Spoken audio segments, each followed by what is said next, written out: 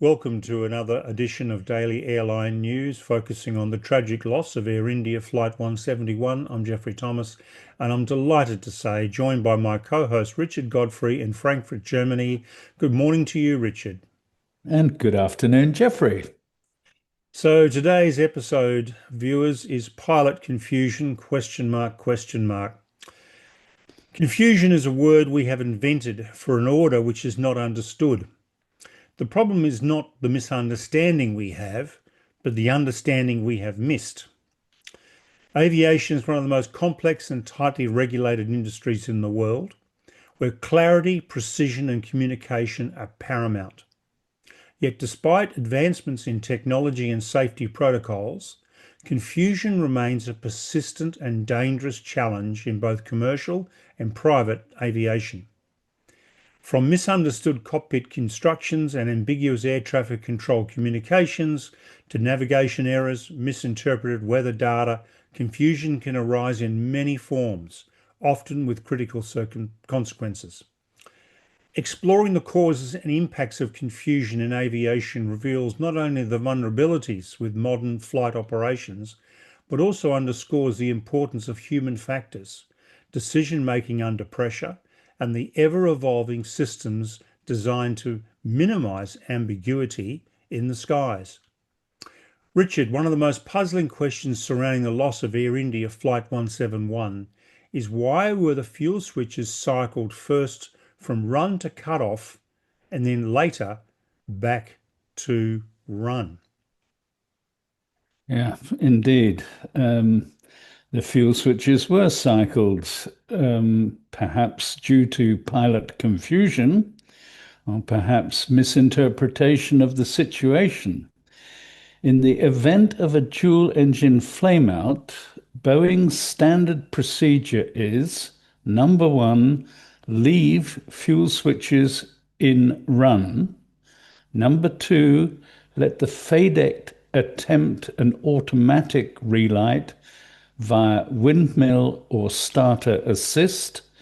Number three, monitor engine indications and avoid cycling switches unless specifically instructed. There is no QRH or FCOM procedure that tells the crew to move both fuel switches to cut off in order to help, in inverted commas, with a relight. The preliminary report does not release the cockpit audio or transcript, but the CVR captures immediate confusion. Why did you cut off? I didn't. Yeah.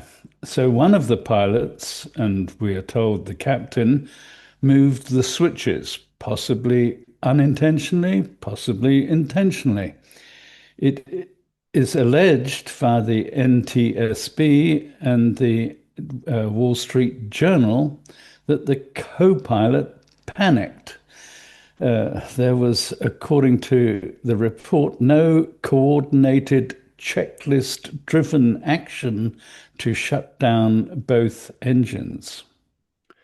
But the fuel switches to cut off is the fire severe damage drill, is it not? Correct. The only in-flight scenario where both switches would be moved to cut off is if both engines were simultaneously, number one, on fire, number two, severely damaged, or number three, commanded off due to some non-standard interpretation of symptoms. But the preliminary report makes no mention of an engine fire on takeoff. Exactly. There is a report going around that there was a contained fire in the tail section, but the preliminary report says quite clearly no indication of fire, no bird strike or no evidence of birds in the vicinity of the flight path, no structural failure to the aircraft, no checklist readout or communication about shutting down engines. So what, in your view, was going on in the cockpit? Is this pilot confusion or deliberate action? What's your sense on this, Richard? Well, I think the jury's still out on that one. A mistaken attempt to diagnose or restart the engines by manually recycling the fuel switches is one possibility. There may have been a misinterpretation of the symptoms, a lack of checklist adherence, or a communication breakdown in the cockpit. It appears to me it's more a human factors issue and not a systems issue. So, did the recycling of the fuel switches confuse the auto relight logic? Yes, I believe so. The timeline shows the switches go to cutoff at 08:08:42 or maybe up to 43 within a second. The switches return to run approximately 10 seconds later. A little time difference between the two switches going back to run. But the FADEC is at the same time attempting relight. But it appears it was too late and the aircraft altitude was too low to recover. This suggests the engines were on track for a windmill relight, but cycling the switches may have, number one, interrupted the FADEC's ongoing relight process, and number two, delayed the APU auto start timing, and number three, reset the FADEC logic in a way that cost precious seconds. Mm. So, Richard, this is a fairly important development in trying to understand what happened from the massive confusing messaging in the report. Yeah, and there is, unfortunately, a massive confusing Mm, messaging. mm. I think, in fact, most analysts, including ourselves, facing information overflow at the moment. And if you try to follow every mainstream media article and every social media comment and every YouTube video and every viewer comment and question, you've got a lot of information. And I get over 100 emails each day telling me what I must read or must view or must say in the next episode. I mean, it's great getting all those emails. I don't get 100, but I'm probably getting about 20 to 30, I guess. And of course, then we've had nearly 1,000 comments on yesterday's video as well. So many of them are so good. It's impossible to respond to them all. And although we are trying, both of us are trying to answer a few of them online. But yeah, I mean, it's the interest in this is extraordinary, as we've said in previous episodes. We've got a few comments here, Richard, that we may want to discuss. I am Monard. Much of the commentary of Geoffrey and Rich relies on careful examination of each second of time in the very brief flight. But there's another scale to time. The AAIB has every reason to obfuscate by producing, in the first month, a fragmentary, unsynchronized, inconsistently numerated, ill-defined, confusing, even misleading preliminary report that is ambivalent enough to support a variety of contradictory conclusions. Over the timescale of a year, when the final report comes out, the public notoriety and fervour will be diminished, and the AAIB will have had time to produce a text that tells that part of the truth that is strictly necessary while simultaneously preserving the reputation of Indian aviation community to the fullest degree. I don't think he has much confidence in the AAIB, Richard. And he's not alone with that view. If we confine ourselves just to focusing on what the Indian Ministry of Civil Aviation, the DGCA, and the AAIB say, and perhaps include also just what the NTSB, the FAA and Boeing and GE say, then with all of that reported information and what the mainstream media report them as having said, we're still confronted with conflicting messages or emphases. Mm. However, in recent times, though, we've seen some evidence where the NTSB, BEA, ICAO will not stand by to see a report that is not correct. So Yeah. and that's a good sign. It is indeed, and we welcome the fact that there is an ICAO observer to Mm. this investigation. And I feel sure that if ICAO or any of the other official bodies that are party to the investigation sense there is something going awry or wrong, then they will say so. Yes. So Neil Hales, 4693, says the AAIB had to produce a preliminary report and was up against a deadline. What they produced was a holding document that was a preliminary report, but one that was vague, although factually accurate, without venturing into disputable detail or taking position that would later have to be retracted.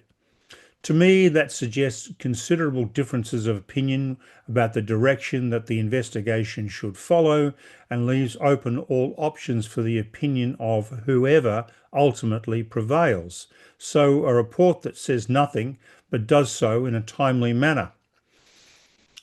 I think that's an excellent and very acute observation. Mm. And when you couple that with the media reports of investigators threatening to withdraw from the investigation, then there are obviously issues of concern. Yeah, and there's also, of course, as we know, since there's been some leaks as well. So from Paul, great episode. The lack of clarity and transparency in the preliminary report of what was known to the investigating team opens a Pandora's box. The vacuum created is filled with rumours, wild conspiracy theories, conjectures, and rampant speculation. An attempt to cover the truth will only add fuel to the fire. It puzzles me that on page 13 of the report, it identifies both the pilot flying PF and the pilot monitoring PM of AI 171. It fails to do so during the pilot's conversation after the fuel control switches were turned off. Moreover, the report doesn't mention which of the pilots made the Mayday call to the ATC. Without the presence of cameras in the cockpit, it's hard to pinpoint who cut off the fuel switches and to determine if it was a deliberate act. The pilots are seated 2 to 3 feet apart. It's nearly impossible that if one of the pilots did cut off the fuel supply to the engines, that the other pilot didn't notice it. The cue we are getting is that the pilot who asked the question didn't say, "What did you do?" but "Why did you cut off?" He saw what happened during the critical phase of flight.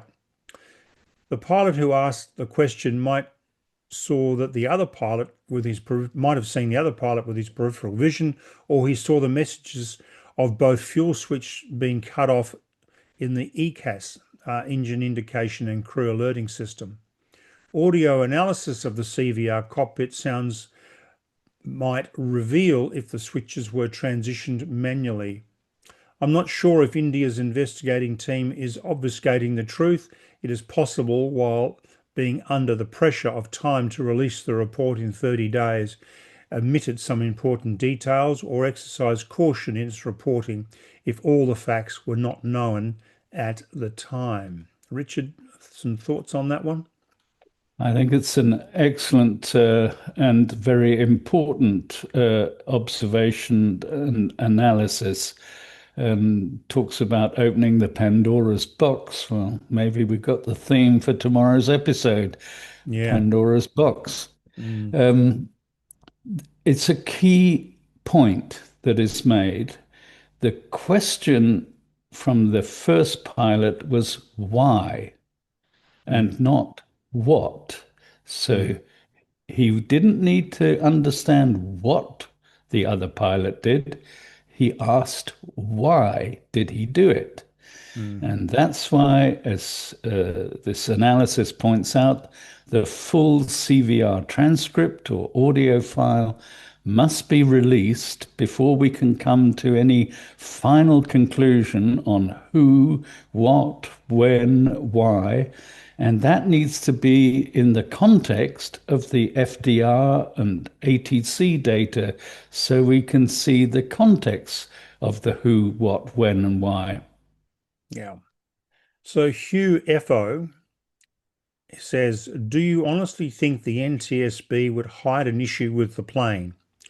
After what Boeing has gone through, if another 787 has the same issues as Flight 171 and turns out they hit a problem, there would be a public outcry. This is a simple case of human factors in the cockpit. There were no issues with the engines. Both engines were in the process of restarting when the plane crashed. Richard, your thoughts?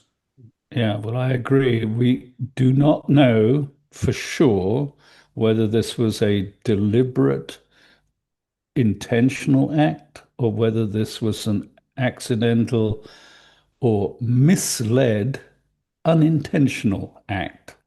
I Mm. am absolutely sure that the NTSB, Boeing, or General Electric, if they had identified an issue with the aircraft or the engines, they would have issued a safety bulletin, and that would have resulted in the FAA issuing an airworthiness advisory.